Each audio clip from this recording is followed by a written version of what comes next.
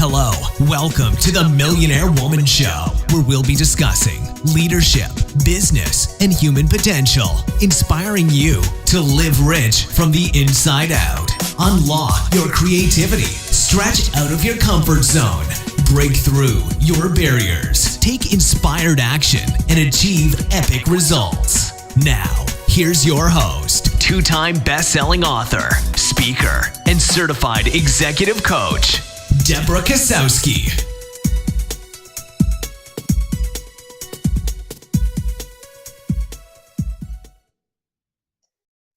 Hello and welcome to another Millionaire Woman Show. I'm your host, Debra Kasowski, and today we are talking about the fortune is in the follow-up. But before we get started, I want to give a shout out to our top 3 countries listening to our podcast. For over 2 years now, we have Canada, US, and Japan as our top listeners. Thank you so much for listening. I am grateful for you. I want to start off with a quote by Maya Angelou, and she said, "I've learned that people will forget what you said, people will forget what you did, but people will never forget how you made them feel."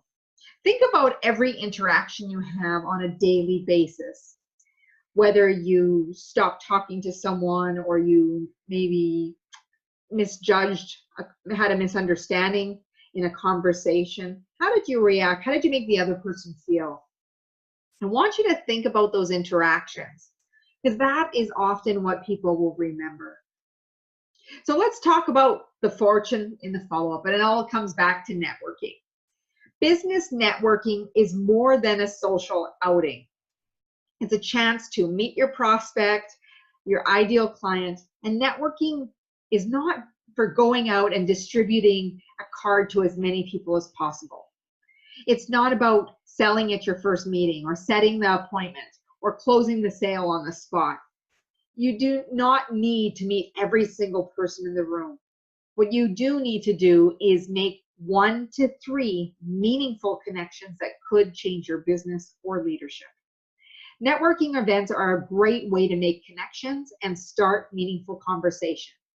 And here's the thing, if you're doing a majority of the talking, I want you to say, wait, why am I talking? Because if you're doing the majority of talking, chances are you are not listening. Listen carefully to what is being said in the conversation, focus on the person you're speaking with, and seek to learn and understand what it is they do. By doing this, you make people feel important. The conversation becomes more important than giving out your business card and that ability to return the phone call. Even if they don't have a business card, the person you're speaking with, take a blank one with you or an index card, get their information and write it down on the spot and find a time that would be a great time to follow up. Sadly, many business owners, they'll go home from networking events, they'll have a stack of business cards on their desk, and most of them do not follow up. Ultimately, leaving money on the table, leaving meaningful connections without a plan that could be transforming their leadership or business. Some people say they don't follow up because they don't have enough time or they have a fear of being rejected. So by doing this, you are missing out. You need to be setting aside time to follow up with those connections. And if you are really taking time to know people, like writing down notes of where and when you've met them, what it is you discussed, and what you learned about them, then there's not a problem. Because when you are focused on building the relationship, discovering how you can add value, and being able to come of service, there's no reason to worry about rejection because you're coming authentically as a heart-based business owner. According to online Oxford Dictionary, follow-up is a continuation or repetition of something that has already been started or done. You do the follow-up to continue the relationship without expectation. No one wants to be sold to, and people do not like hard selling tactics. As people get to know you and become more familiar with you, your brand, and your company, they are more likely to accept social media connection, reply to your emails, and accept your return phone calls. There are so many places you can be meeting these potential clients where you can provide service to.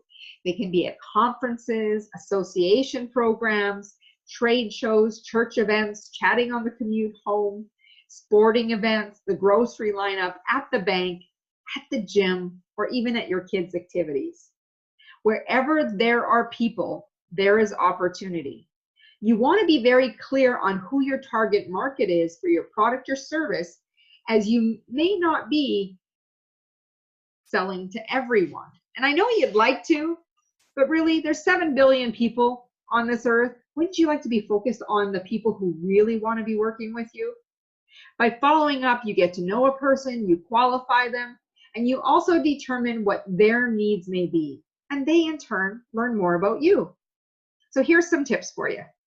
Ideally, you want to be following up within 24 to 48 hours, up to a week, to stay top of mind. You will earn respect because you're following through and doing what you said you would do.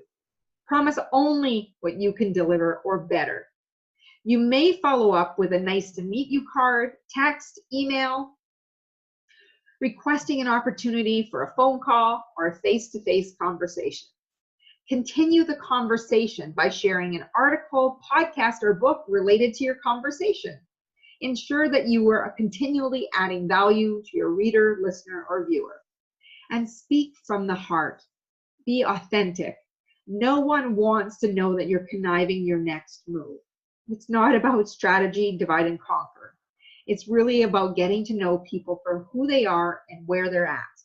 Focus on engaging in meaningful conversations without expecting anything. And you may consider inviting them to your next networking event that you're attending. Send a gentle reminder if you haven't heard back from them within a few days of your follow-up. And don't take it personally if you don't hear back from them right away. Everyone has things going on in their lives.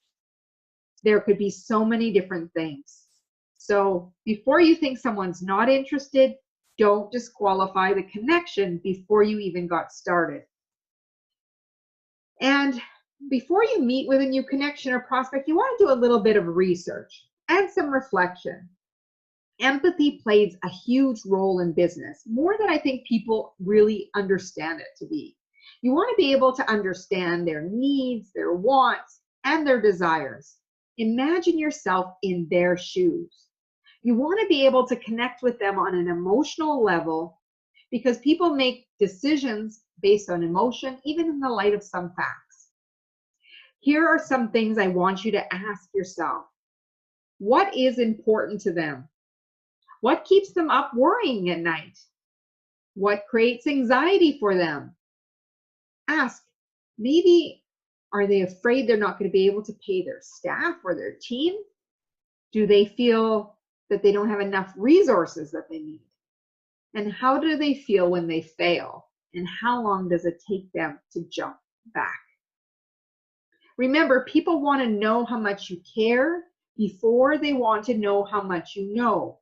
Listen to their responses, discover their goals, and learn how you can help support them by anticipating those needs. You must build trust. Trust is where your real power is at. Take the time to give, serve, add value to every conversation.